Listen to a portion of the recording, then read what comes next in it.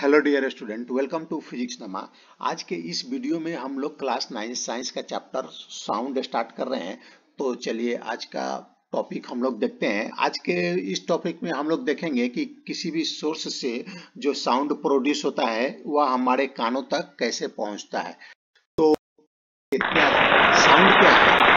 Sound is a form of energy which produces a sensation of hearing in our ears। Sound एक तरह का energy है जो हमारे कानों में सेंसेशन प्रोड्यूस करता है।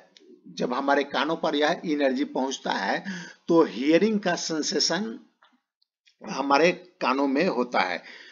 जैसे अलग अलग फॉर्म का एनर्जी होता है, उसी तरह का साउंड भी एक एनर्जी है। तो जब इस टाइप का एनर्जी हमारे कानों पर पहुंचेगा तो हमारे कान के नर्व्स हैं वह उनमें सेंसेशन होगा और हमें हमारा ब्रेन के थ्रू हमें मालूम चलेगा कि कोई आवाज आ रही है। जैसे हम तो यह जो साउंड क्या है, एनर्जी है। तो क्या है, यह एनर्जी है तो किसी एक फॉर्म से दूसरे फॉर्म में यह कन्वर्ट होता है। क्योंकि हम लोग एनर्जी को क्रिएट नहीं कर सकते हैं, तो क्या होता है कि एनर्जी, साउंड एनर्जी भी एक फॉर्म से दूसरे फॉर्म में कन्वर्ट होगा। किसी दूसरे फॉर्म से अगर साउंड एनर्जी कन्वर्ट होता है तो वह हमारे कानों तक पहुंचता है, तो हमें हियरिंग सेंसेशन होता है। जैसे जब हम क्लैपिंग करते हैं तो क्या होता है, क्लैपिंग करते समय क्या होता है, जो हमारे हाथों के मसल में एनर्जी है वह एनर्जी ट्रांसफर हो जाता है साउंड एनर्जी में, और यह एनर्जी हमारे कानों तक पहुंचता है तो हमें सुनाई देता है कि हम ताली बजा रहे हैं। When clapping muscle energy transfer to sound energy, जैसे टकराया तो यहाँ पर जो मसल एनर्जी है वह साउंड एनर्जी में ट्रांसफर हो गया। अब हम देखेंगे प्रोडक्शन ऑफ साउंड। साउंड का प्रोडक्शन के बारे में समझेंगे, साउंड को हम लोग कैसे प्रोड्यूस करते हैं। तो देखिए यह ट्यूनिंग फॉर्क है, यह आपके फिजिक्स के लैब में मिलेगा। तो इसको क्या, इसमें वाइब्रेशन होता है। तो देखिए अभी इसमें वाइब्रेशन नहीं हो रहा है और हम अपने कानों के पास ले जाएंगे तो इसमें से कोई भी साउंड सुनाई नहीं देगा। अब हम क्या करते हैं, इस ट्यूनिंग फॉर्क को, यह एक रबर का पैड है, इससे टकराते हैं।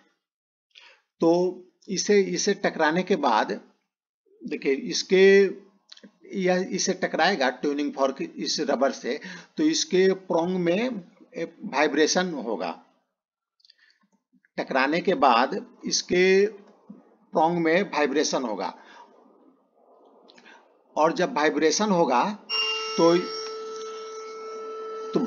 होगा तो हमें ट्यूनिंग फॉर्क का साउंड सुनाई देगा। तो देखिए, तो जब उसमें वाइब्रेशन हो रहा था ट्यूनिंग फॉर्क में, तभी हमें उसका साउंड सुनाई दे रहा था। जब वह उसमें वाइब्रेशन नहीं हो रहा था तो हमें कोई भी साउंड नहीं सुनाई दे रहा था। तो हम इसके वाइब्रेशन को फील भी कर सकते हैं। जब यह ट्यूनिंग फॉर्क वाइब्रेट कर रहा था, जब इसमें साउंड आ रहा था, जब इसे साउंड आ रहा था, तब हम अपने हाथों को इससे टच करेंगे तो हमारा हाथ फील करेगा कि इसमें वाइब्रेशन हो रहा था। तो यानी जो ट्यूनिंग फॉर्क है उसमें वाइब्रेशन हो रहा था, यह हमें महसूस हो रहा है और उसके कारण ही हमें साउंड सुनाई दे रहा था। अब हम इस ट्यूनिंग फॉर्क को क्या करेंगे, यह कि बॉल है, इसको बॉल को धागे में लटका देंगे और क्या करेंगे, ट्यूनिंग फॉर्क को इसे टच करेंगे। तो टच करने के बाद क्या होगा, देखिए अगर ट्यूनिंग फॉर्क वाइब्रेट कर रहा है तो टच करने के बाद यह जो बॉल है इसको भी वाइब्रेट कर देता है। तो यानी क्या हो रहा है, इसमें वाइब्रेशन हो रहा है, इसके कारण या इसका वाइब्रेशन इस पर फोर्स लगा रहा है और यह भी बॉल भी या अपने जगह से हिलने लगता है। देखिए यानी क्या मालूम चल रहा है कि ट्यूनिंग फॉर्क में वाइब्रेशन हो रहा है। Vibration means a kind of rapid to and fro motion of an object. तो वाइब्रेशन किसको बोलेंगे? कोई भी मोशन जो एक डायरेक्शन में जाता है, फिर वापस आके दूसरे डायरेक्शन में जाता है, फिर पहले वाले डायरेक्शन में जाता है, तो उसको वाइब्रेशन कहेंगे। जैसे इसमें देखिए, यह क्या, ट्यूनिंग फॉर्क इधर जा रहा है, फिर इधर से वापस आके इधर जा रहा है, फिर इधर जा रहा है, फिर इधर जा रहा है, लेफ्ट राइट ये आते जा रहा है, तो इसको हम लोग वाइब्रेशन बोलेंगे। तो इसे हम लोगों ने दो एक्सपेरिमेंट किया, तो इसे क्या मालूम चला कि ट्यूनिंग फॉर्क में वाइब्रेशन हो रहा है, और वाइब्रेशन के कारण ही ट्यूनिंग फॉर्क से साउंड आ रहा है। जब ट्यूनिंग फॉर्क में वाइब्रेशन नहीं था तो ट्यूनिंग फॉर्क से साउंड नहीं आ रहा था, और इसमें जब हम लोगों ने इसको टकराया रबर बैंड से, तो इसमें वाइब्रेशन होने लगा, जिसके कारण इसे साउंड आने लगा, इसमें साउंड आने लगा। तो साउंड की प्रोड्यूस करने का बहुत अलग अलग तरह से हम साउंड प्रोड्यूस कर सकते हैं। जैसे ड्रम है, ड्रम को हम बीट करते हैं तो उसे भी साउंड आता है। और यह ट्रम्पेट है, इसमें हम ब्लो करते हैं, मुंह से हवा फूंकते हैं तो इससे साउंड आता है। तो हम अलग अलग तरह से साउंड प्रोड्यूस कर सकते हैं। To produce sound we set object vibrating, लेकिन सब में हम क्या करेंगे, उसमें वाइब्रेशन करेंगे। जैसे ड्रम है, तो ड्रम का जो ये ऊपर वाला पार्ट है, इसको बीट करने पर क्या होता है, इसमें वाइब्रेशन होता है, तो वाइब्रेशन के कारण साउंड आता है। इसमें क्या होता है, इसमें हम मुंह से हवा फूंकते हैं, ब्लो करते हैं हवा, तो हवा का जो इसमें कॉलम है, हवा, इसके जो अंदर हवा है उसमें क्या होता है, वाइब्रेशन होता है, जिसके कारण साउंड इससे निकलता है। अब हम प्रोपगेशन ऑफ साउंड के बारे में स्टडी करेंगे। तो साउंड एक जगह से, जैसे जिस सोर्स से साउंड प्रोड्यूस हुआ, वहां से हमारे कानों तक कैसे पहुंचता है। Sound moves through a medium from the point of generation to the listener. Sound को मूव करने के लिए कोई भी मीडियम चाहिए। मीडियम हो गया, हवा हो गया, सॉलिड हो गया, गैस हो गया, लिक्विड हो गया, कोई भी मीडियम चाहिए। उसके बिना साउंड एक जगह से दूसरी जगह जा नहीं सकता है। जैसे ये ट्यूनिंग फॉर्क है, और यह मानते कि मीडियम का पार्टिकल है, जैसे एयर का पार्टिकल है, यह एक पार्टिकल है, यह दूसरा पार्टिकल है, अलग अलग पार्टिकल है, अलग अलग पोजीशन पर है। तो ट्यूनिंग फॉर्क में हम साउंड प्रोड्यूस करेंगे, यानी इसको वाइब्रेट करेंगे, तो यहां से साउंड हमारे कानों तक कैसे पहुंचेगा, इसको देखते हैं। तो जैसे इसको वाइब्रेट करेंगे तो क्या होगा, देखिए, जैसे इसके नजदीक वाला जो पार्टिकल था, यह क्या करेगा, उस पर फोर्स लगाएगा, और जो ट्यूनिंग फॉर्क जब वाइब्रेट करेगा तो यह अपने नजदीक वाले पार्टिकल पर फोर्स लगाएगा, और इस पर जो फोर्स लगा तो यह क्या करेगा, अपने आगे वाले पार्टिकल पर फोर्स लगाएगा, और फोर्स लगाने के बाद यह अपने पोजीशन पर वापस आ जाएगा, और फिर ट्यूनिंग फॉर्क इस पर दोबारा फोर्स लगाएगा, तो फिर यह आगे जाएगा, और इस तरह यह प्रोसेस चलते रहेगा जब तक कि ट्यूनिंग फॉर्क वाइब्रेट करते रहेगा, यह इस पर फोर्स लगाते रहेगा। तो यहाँ आप देखिए, गौर से देखेंगे तो यह जो पार्टिकल है, यह अपने एडजेसेंट पार्टिकल पर, अपने बगल वाले पार्टिकल पर फोर्स लगाया, और फोर्स लगाने के बाद वापस अपनी जगह पर आ गया। उसी तरह उसके जिस पर इसने फोर्स लगाया था, वह भी अपने बगल वाले पार्टिकल पर फोर्स लगाया, और फोर्स लगाने के बाद वापस आ गया। इसी तरह यह प्रोसेस चलता रहा।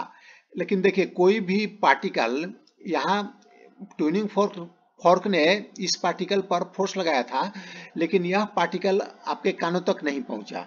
आपके कानों तक कोई भी पार्टिकल नहीं पहुंचा, पार्टिकल अपने पोजीशन पर ही है।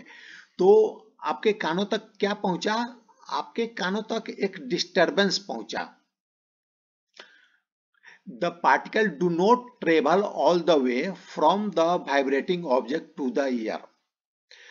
पार्टिकल यहां से ट्रेवल करके कान तक नहीं गया, यह क्या किया, थोड़ा सा ट्रेवल किया, अपने एडजेसेंट जो पार्टिकल है उससे टकराया और वापस अपनी जगह पर आ गया। उसी तरह यह भी अपनी जगह से थोड़ा सा आगे गया और टकराया दूसरे अपने बगल वाले पार्टिकल से और वापस आ गया। उसी तरह यह भी किया, यह भी किया, यह भी किया और कानों तक एक सेंसेशन गया। तो यहां से एक डिस्टरबेंस गया, डिस्टरबेंस क्रिएट हुआ और वह डिस्टरबेंस कानों तक गया। पार्टिकल का मूवमेंट कान तक नहीं हुआ। A particle in contact with the vibrating object is first displaced from the equilibrium position। तो ये इसका इक्विलिब्रियम पोजीशन था, यहां से यह डिस्टर्ब हुआ है और यह थोड़ा सा आगे गया, फिर लेकिन अपने इक्विलिब्रियम पोजीशन पर वह आ गया। तो it then exert a force on the adjacent particle, और इस तरह से इसने अपने बगल वाले पार्टिकल पर फोर्स लगाया। As a result, the adjacent particle gets displaced from its position of the rest। उसके कारण क्या हुआ, यह भी अपने जो रेस्ट पोजीशन पर था उससे डिस्टर्ब हुआ। After displacing the adjacent position, the first particle comes back to its original position। और उसके बाद ये जो फर्स्ट पार्टिकल था यह अपने ओरिजिनल पोजीशन पर आ गया। The disturbance created by source of sound in the medium travels through the medium and not the particle of the medium। तो इसमें देखिए जो सोर्स ने जो डिस्टरबेंस क्रिएट किया, डिस्टरबेंस यहां से कानों तक ट्रेवल किया, कोई भी पार्टिकल कानों तक ट्रेवल नहीं किया। जो यहां पर ध्यान देने की बात यही है कि सोर्स ने, साउंड सोर्स ने जो डिस्टरबेंस क्रिएट किया वह डिस्टरबेंस ही कानों तक गया, पार्टिकल का मूवमेंट कानों तक नहीं हुआ। तो a disturbance that moves through a medium when the particle of the medium set neighboring particle into motion is called wave। तो देखिए अब वेव, अगर डिस्टरबेंस एक जगह से दूसरे जगह जाता है उसमें पार्टिकल का मूव नहीं होता है, पार्टिकल एक जगह से दूसरी जगह नहीं जाता है, तो उस तरह के डिस्टरबेंस को हम वेव बोलेंगे। A disturbance that moves through a medium, air medium है और इसमें एक डिस्टरबेंस मूव कर रहा है। जो डिस्टरबेंस यह ट्यूनिंग फॉर्क ने क्रिएट किया वह मूव कर रहा है। Medium when the particle of the medium set neighbouring particle into motion, और डिस्टरबेंस के कारण जो नेबरिंग पार्टिकल है, इसका नेबरिंग पार्टिकल ये है, इसमें मोशन हो रहा है, फिर यह डिस्टरबेंस यहां तक आ गया और इसके कारण इसका नेबरिंग पार्टिकल में मोशन हो रहा है, लेकिन वह वापस अपने अपने पोजीशन पर आ रहा है, लेकिन सिर्फ क्या मूव कर रहा है, डिस्टरबेंस मूव कर रहा है। तो इसको हम क्या बोलेंगे, वेव बोलेंगे। Sound waves are characterized by the motion of particle in the medium and are called mechanical waves। तो साउंड वेव को हम पार्टिकल के, जो मीडियम का पार्टिकल है उसके मोशन से हम बहुत सारा करेक्टर, इसका गुण को हम लोग देख सकते हैं, पहचान सकते हैं कि साउंड किस तरह का है पार्टिकल के मोशन के through.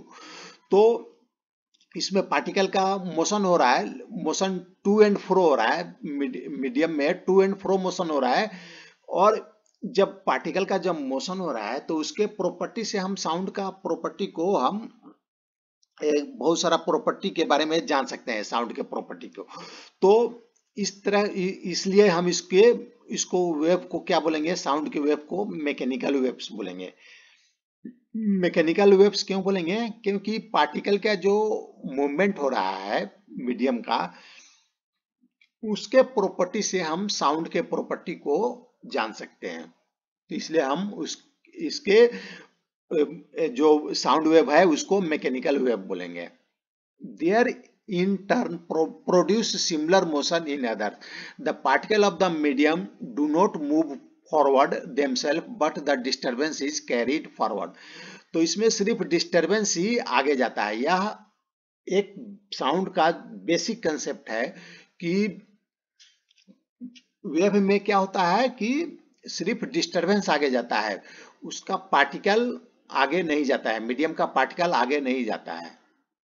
This happens during propagation of sound in a medium, hence sound can be visualized as a wave।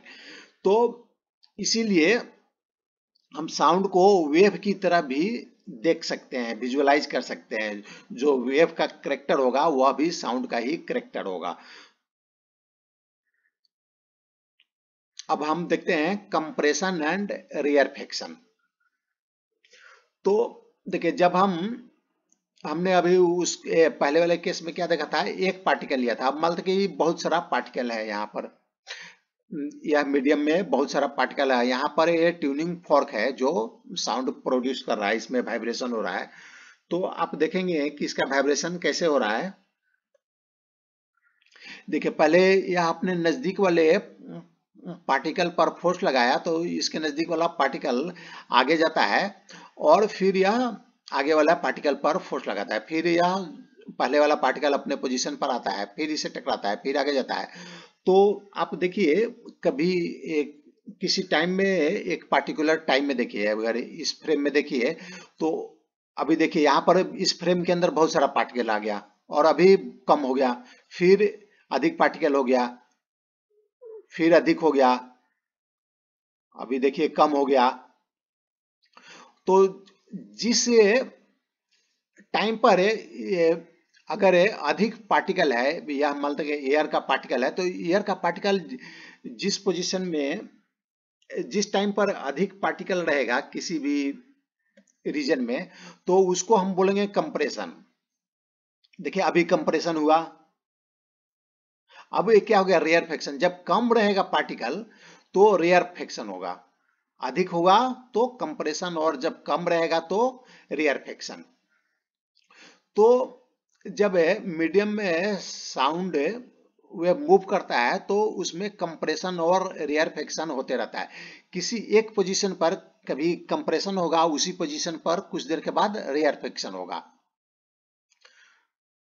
तो ये देखिए, इसका एक स्क्रीनशॉट है किसी पार्टिकुलर टाइम पर जब वेव, साउंड वेव मूव कर रहा था। तो देखिए, अभी यहाँ पर क्या है, कंप्रेशन है, और उसके बगल वाले पार्ट में क्या है, रेयरफेक्शन है। यहाँ पर डेंसिटी कम है तो रेयरफेक्शन है, फिर यहाँ पर कंप्रेशन है, फिर यहाँ पर रेयरफेक्शन है। सी यानी compression, R rarefaction, C compression, R rarefaction. तो यहाँ पर हमेशा कंप्रेशन नहीं होगा। अभी जब हम लोगों ने स्क्रीनशॉट लिया, जब साउंड वेव मूव कर रहा था, उस समय हम लोगों ने स्क्रीनशॉट इसका ले लिया, एक फोटो ले लिया। तो उस पार्टिकुलर टाइम पर यहाँ पर अभी कंप्रेशन है और यहाँ पर रेयरफेक्शन है। कुछ देर के बाद यहाँ पर रेयरफेक्शन हो जाएगा और यहाँ पर ये कंप्रेशन हो जाएगा। तो compression is region of high pressure और हाई डेंसिटी। तो जिस रीजन में हाई प्रेशर रहेगा या हाई डेंसिटी रहेगा उसको बोलेंगे कंप्रेशन। तो यहाँ पर देखिए क्या है, हाई प्रेशर है। हाई प्रेशर क्यों है, क्योंकि यहाँ डेंसिटी अधिक है। यहाँ पर जो एयर पार्टिकल है उसका डेंसिटी अधिक है, जिसके कारण डेंसिटी अधिक रहेगा तो क्या होगा, प्रेशर भी अधिक होगा। प्रेशर अधिक क्यों होगा, क्योंकि ये जो पार्टिकल है, जितना अधिक पार्टिकल एक ही जगह में रहेंगे तो ये एक दूसरे पर फोर्स लगाते हैं, उनका मूवमेंट होता है जिसके कारण वह फोर्स लगाते हैं। तो यहाँ पर अधिक फोर्स लगेगा तो यहाँ पर प्रेशर अधिक होगा, और यहाँ पर पार्टिकल कम है तो यहाँ पर रेयरफेक्शन होगा।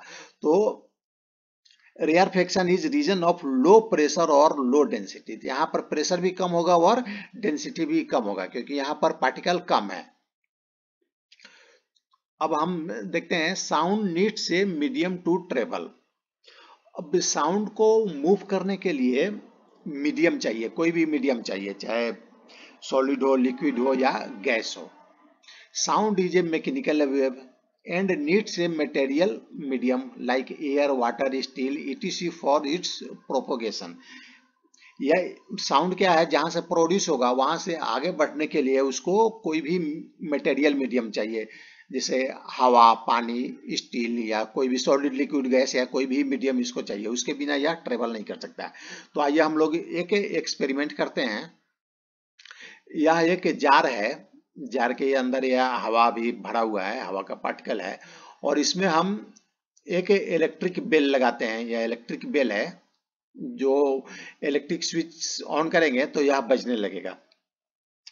तो इसमें यहाँ पर इलेक्ट्रिकल लाइन है, यहाँ से यह बेल का वायर यहाँ गया हुआ है और इधर एक स्विच है। जब हम स्विच को ऑन करेंगे क्या होगा, बेल बजने लगेगी और हमें सुनाई भी देगी, क्योंकि इसके अंदर जो पार्टिकल है वो वाइब्रेट करेगा, वाइब्रेट करके या बगल वाले पार्टिकल में वाइब्रेशन क्रिएट करेगा और उसी तरह वह साउंड हमारे कानों तक आ जाएगी। अब हम क्या करते हैं कि इसमें से हवा को वैक्यूम पंप के थ्रू बाहर निकाल लेते हैं। वैक्यूम पंप क्या होता है, जैसे आप साइकिल में जो हवा भरते हैं वह हवा किसी बॉडी में हवा भरने के लिए काम आता है। उसी तरह एक दूसरा पंप होता है, अगर किसी बॉडी से हम हवा निकालना है तो उसको बोलते हैं वैक्यूम पंप, वह यूज करेंगे। तो वैक्यूम पंप अगर इसमें से हवा निकालना है तो यहाँ पर वैक्यूम पंप का यहाँ पर एक छेद करके कनेक्शन कर देंगे और यहाँ से जब हम हवा निकाल लेंगे, हवा देंगे, अब जैसे जैसे हवा निकल जाएगा उसके बाद हम बेल को चालू करेंगे, इस स्विच को ऑन करेंगे तो क्या होगा, यह हमें सुनाई नहीं देगा।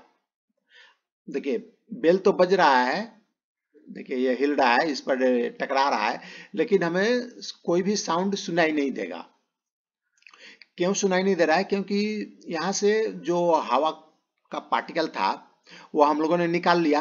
तो अब यह जो वाइब्रेट कर रहा है यह अपने इसके जो बाजू में एडजेसेंट में कोई भी पार्टिकल है नहीं जिसको यह वाइब्रेशन ट्रांसफर कर सके। तो वाइब्रेशन को ट्रांसफर नहीं कर पा रहा है, इसके कारण वहां से साउंड हमारे पास नहीं आ रहा है। जैसे आप मून पर जाएंगे तो मून पर क्या है, वहां पर भी एयर नहीं है, तो आप वहां पर बात करेंगे तो आपको सुनाई नहीं देगा। तो यह आज का वीडियो समाप्त हुआ। अगर आपको पसंद आए तो इसे लाइक करें, शेयर करें। Thanks for